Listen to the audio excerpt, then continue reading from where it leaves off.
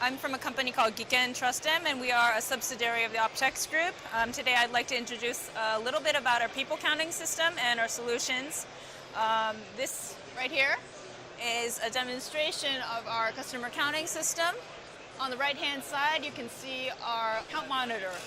What we practically do here is normally it's a bidirectional traffic counting just in and out, but our company's sensor can actually count up to 8 different directions. Right now what he's demonstrating is he's walking through one of our pink lines and then going up to the blue lines.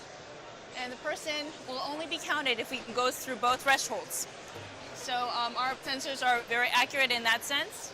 What we do is we have a 3D model of a shape which we compare against to accurately detect people. On our left-hand side, we have our third-party reporting software, which shows the in and outs, and this data is mainly used for shopping malls and department stores, or mainly retail facilities, and we can provide in-depth information about each of their entrances. Also, the data can be used for their marketing purposes as well.